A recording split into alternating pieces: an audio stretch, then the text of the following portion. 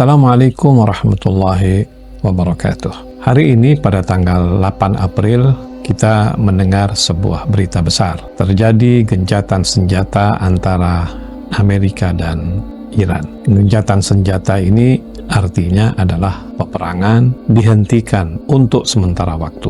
Mereka sepakat dalam waktu 2 minggu tidak akan ada serangan satu dengan yang lainnya. Iran mengancam apabila dalam 2 minggu ini tiba-tiba Amerika melakukan serangan atau Israel melakukan serangan sekecil apapun, maka Iran punya hak untuk melakukan pembalasan yang maksimal. Kita ingin tahu bagaimana proses terjadinya gencatan senjata ini. Amerika memang sejak awal berusaha peperangan ini hanya terjadi dalam waktu singkat. Kalau bisa 4 hari, 5 hari, maksimal seminggu deh. Itu mimpinya Donald Trump. Dan Iran tahu bahwa kelemahan Amerika dan Israel adalah apabila peperangan itu terjadi dalam periode waktu yang lama. Karena itu Iran mengambil sebuah prinsip bahwa perang ini biarlah kita biarkan terjadi lama, sebab Amerika dan Israel tidak akan mampu untuk berperang dalam periode waktu yang lama begitu. Dan benar saja prediksi Iran bahwa Amerika tidak tahan dengan peperangan yang berlarut-larut karena konsekuensinya sangat berat.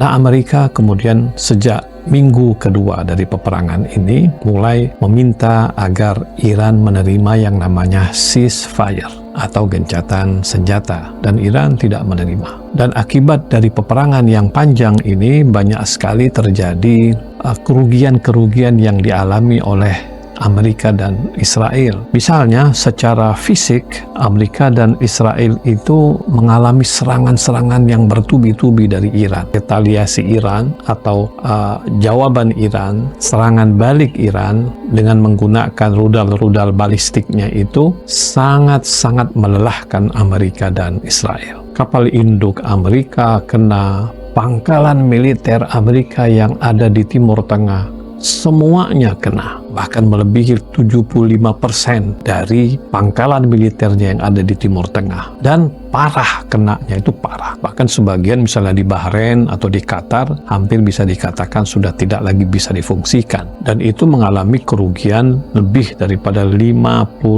miliar dolar, bahkan sebagian mengatakan ratusan bahkan, karena Amerika sudah berusaha untuk membangun pangkalan militer ini sejak 50 tahun yang lalu dengan investasi besar. Semuanya seperti debu, hancur dengan retaliasi yang dilakukan oleh Iran. Demikian juga kota Tel Aviv, kota Haifa, Israel pokoknya hancur deh. Karena kekuatan retaliasi Iran itu luar biasa. Iran memiliki rudal-rudal balistik yang memiliki kekuatan yang jauh dari yang dijangkakan oleh Amerika dan Israel. Belum lagi kita melihat bahwa Amerika juga menyaksikan kehancuran ekonominya. Harga-harga energi terutama minyak misalnya dan sebagainya itu melambung tinggi, bahkan sampai 60-70% dari harga semula. Dunia semuanya berteriak. Di Amerika misalnya harga minyak yang tadinya tidak lebih daripada $2 lebih sedikit 1 galonnya, tiba-tiba hampir harganya itu $5, $4 sekian gitu.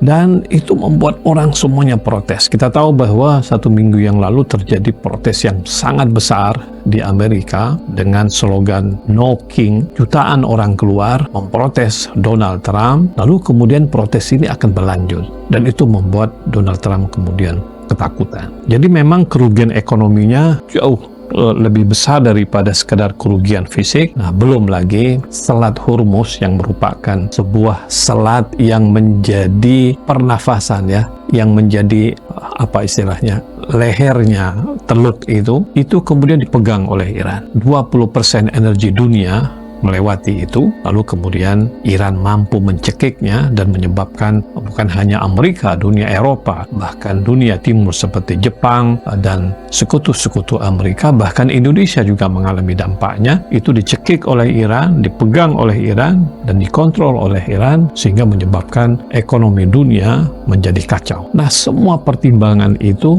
akhirnya membuat Donald Trump harus menyerah kepada Iran, dan menyerah kepada Iran itu pastilah si Donald Trump tidak akan mau malu ya. Akhirnya dia mengajukan proposal untuk bisa dinegokan di dalam yang namanya gencatan senjata. Semula hanya Amerika mengajukan 15 poin dalam gencatan senjata ini, tetapi Iran tidak menerima 15 poin tersebut dan Iran mengajukan 10 poin gencatan senjata, agenda gencatan senjata, yang akhirnya 10 poin yang diajukan oleh Iran tersebut diterima oleh Trump. Nah, 10 poin yang diajukan oleh Iran ini menarik untuk kita lihat, yang kemudian dianalisis oleh Amerika dan Barat bahwa ini sama saja dengan Donald Trump menyerahkan diri, menyatakan kalah kepada Iran di dalam peperangan ini. Nah, tentang poin-poin gencatan senjata ini, ada 10 poin yang Iran ajukan. Pertama adalah Iran minta jaminan bahwa Iran tidak akan diserang lagi. Yang kedua, Iran juga mengatakan bahwa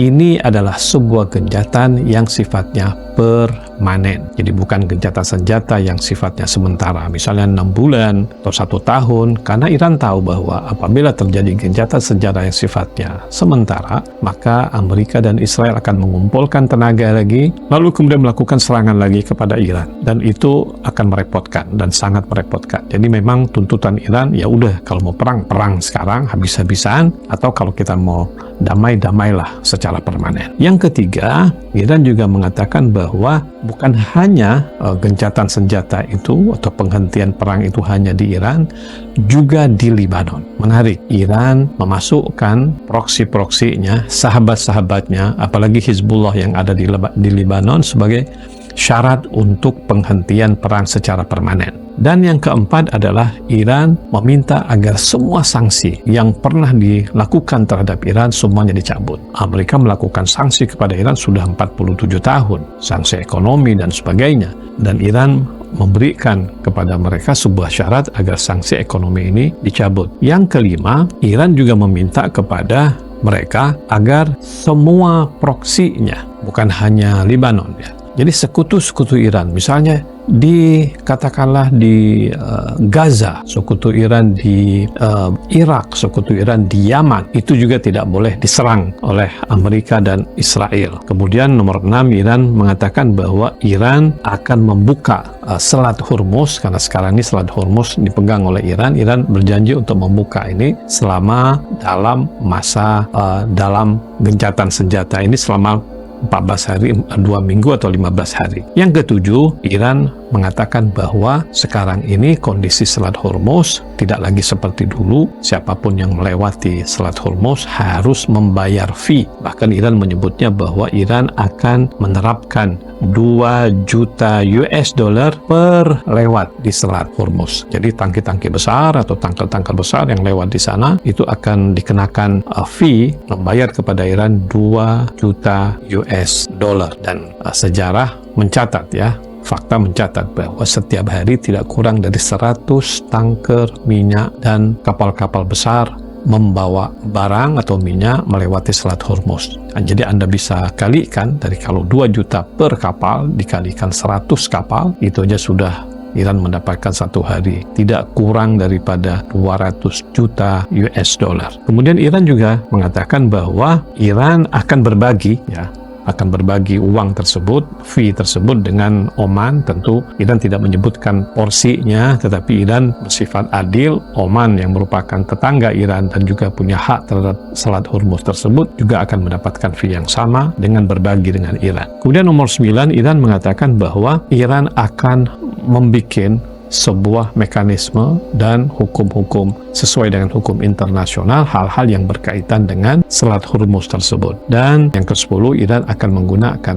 fee yang dia dapatkan dari Selat Hormuz tersebut untuk melakukan rekonstruksi yang akan dilakukan di Iran. Artinya, uang tersebut Iran katakan bahwa dia akan gunakan untuk rekonstruksi negerinya, bukan reparation. Iran mengatakan bahwa karena perang ini dipaksakan oleh Amerika dan Israel, mereka mereka lah yang agresor, maka mereka harus membayar pampasan perang untuk Iran lakukan perbaikan semula negerinya yang rusak akibat gempuran Amerika dan Israel. Adapun fee dari Hormuz, Iran akan gunakan untuk melakukan pembangunan semula negerinya yang dikenal dengan rekonstruksi. Nah, inilah 10 tuntutan Iran yang akan menjadi poin-poin nego Iran dengan Amerika pada tanggal 10 April hari Jumat yang akan datang. Kita berharap mudah-mudahan mereka insya Allah akan bisa mengungguli Amerika dalam hal nego ini, dan kita doakan semua semoga kaum muslimin senantiasa berada di atas, mengalahkan semua tipu daya